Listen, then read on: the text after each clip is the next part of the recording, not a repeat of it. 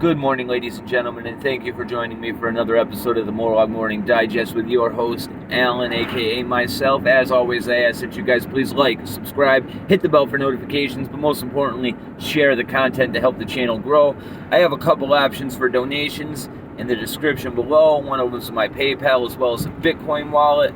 I ask that if you're able, you do. No obligations, but I greatly appreciate it. It'll definitely help me moving forward. I also have a backup channel to my BitChute in case YouTube wants to get rid of me. They've been getting rid of a lot of people, especially for talking about subjects like I'm about to address today.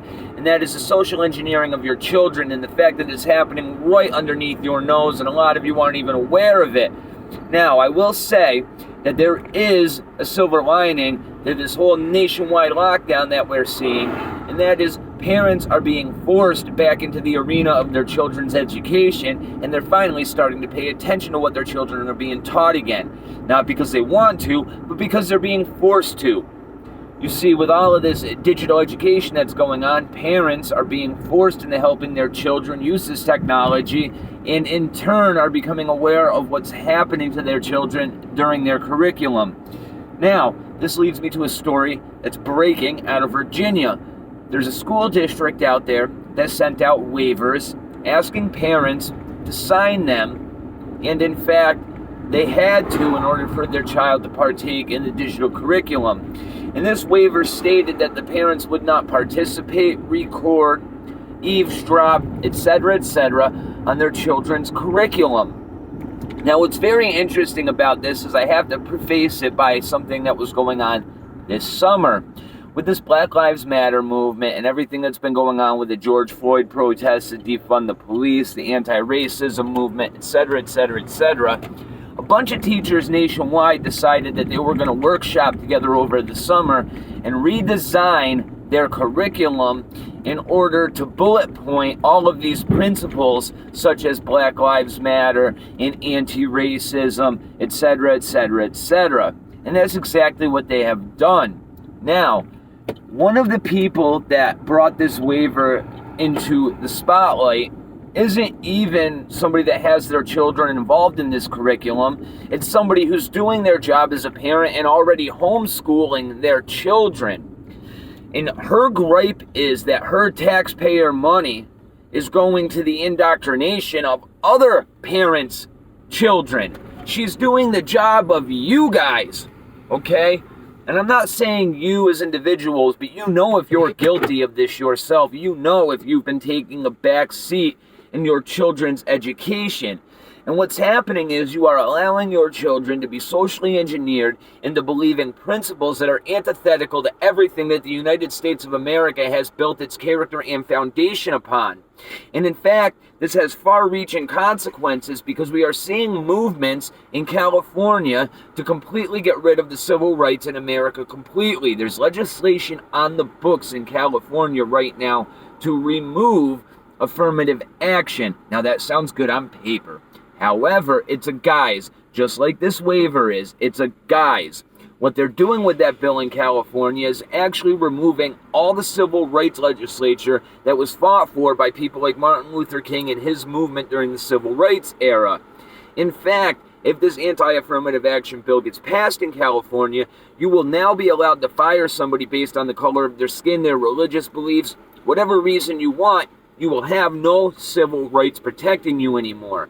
And the reason this ties into your children's education is because these children are our future.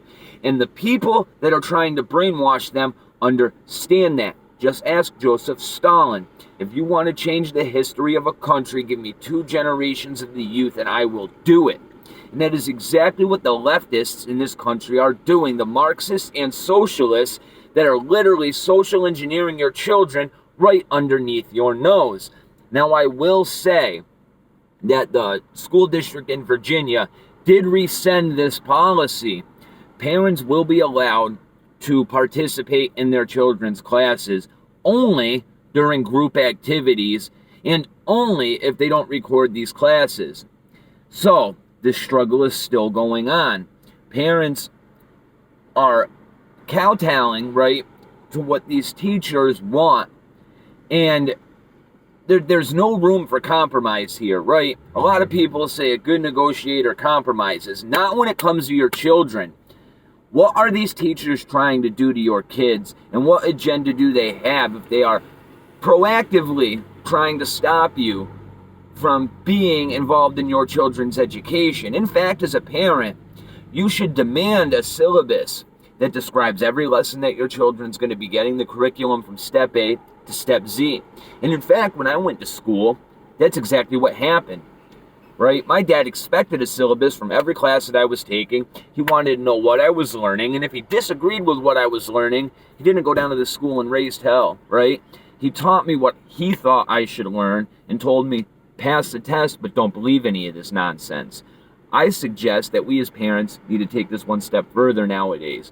If we're being forced to be involved in our children's education, you shouldn't have to be forced, but if you're being forced into homeschooling your kid through a computer, why not take the step of actually taking the damn responsibility of a parent and educating your own child, right? Because if you become aware of this social engineering and you still allow your child to be subject to it, you're just as guilty as the damn people indoctrinating your kids. You as a parent, right, especially now that your kid's at home, right, you should be taking that initiative to educate your child. Why would you pass the buck off onto somebody that you don't know, you don't understand their beliefs, right? Why would you allow your children to spend 8 hours a day being influenced by these people?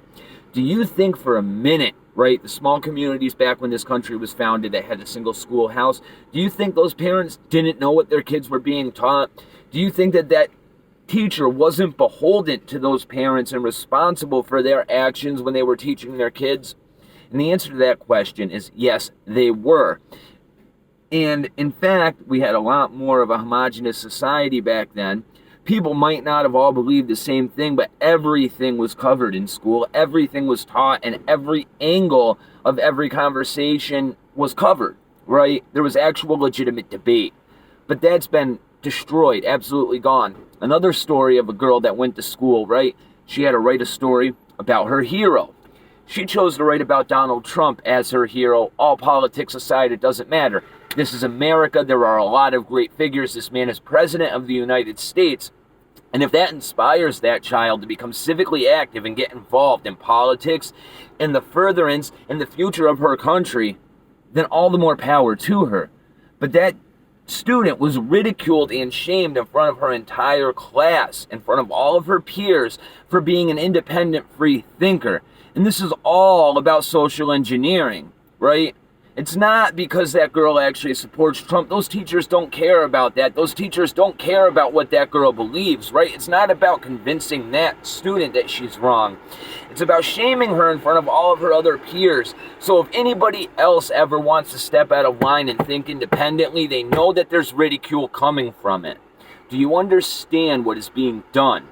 You understand that they are forming an army of one thing. They are forming an army of hive mind mentality. So when the time comes for the head counting to start in this country, before the civil disorder erupts on a large scale, they will have as much numbers as they can. And that head counting time is upon us. You see, civil disorder goes through several stages. There's the forming of factions, right? And then there's the people in the middle that are eventually going to have to choose which side they stand on. And then there's a time where the actual civil disorder starts. But right before then, there comes a head counting phase where the people that are in charge figure out who's in charge of the power, who's in charge of the phone lines, who's in charge of the utilities. And then they start making phone calls and sides start getting formed, right? And what happens when an entire segment of the population, aka the youth, has been socially engineered and brainwashed from day one right under the noses of their parents?